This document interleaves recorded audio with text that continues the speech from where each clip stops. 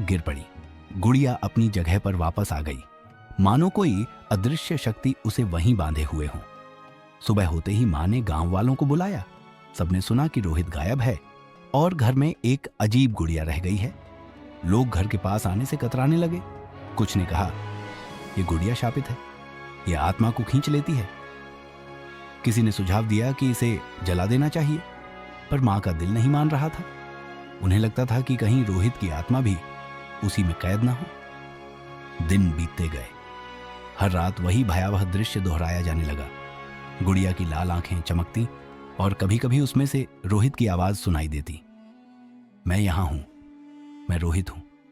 लेकिन जैसे ही कोई नजदीक जाता, आवाज गायब हो जाती। धीरे धीरे पूरा परिवार डर के साए में जीने लगा। गांव के बुजुर्गों को बुलाया गया।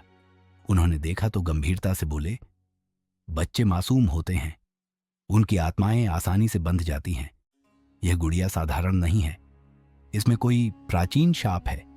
इसे दूर करना आसान नहीं होगा, इसके लिए साहस चाहिए। परिवार डर गया। हर रात उन्हें लगता कि घर की हर दीवार से रोहित की परछाई झांक रही है।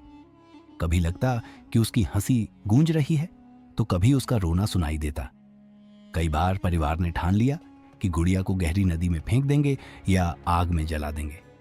लेकिन अजीब बात यह थी कि जब भी वे ऐसा करने जाते, गुड़िया रहस्यमय तरीके से बच निकलती। एक बार नदी किनारे ले जाने पर वह अचानक हाथ से फिसलकर घर में वापस मिल गई। दूसरी बार जब जलाने की कोशिश की तो आग अपने आप बुझ गई। महीनों बीत गए। रोहित की खोज अब गांव से बाहर तक फैल गई, लेकिन उसका कोई पता नहीं चला। गुड़िया वहीं रही, स्थायी और भयावह। उसके चेहरे की मुस्कान अब घर के हर सदस्य के लिए एक चेतावनी बन गई थी। गांव के लोग अब उस घर के पास अकेले नहीं जाते। बच्चे वहां खेलना बंद कर चुके थे। रात के अंधेरे में अक्सर किसी को लगता कि घर की खिड़की से लाल चमक निकल रही है।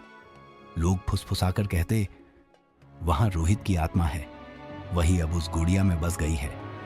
समय बीतने के साथ यह घटना गांव की सबसे डरावनी कहानी बन गई। बच्चे अपने माता पिता से यह किस्सा सुनकर डरते और रात में सोते समय अपने खिलौनों को ध्यान से देखते। यह कहानी केवल एक बच्चे की गायबगी तक सीमित नहीं रही, यह एक चेतावनी बन गई कि हर चीज साधारण नहीं होती।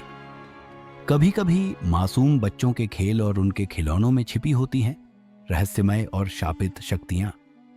मां अब भी हर रात गुड़िया को देखती।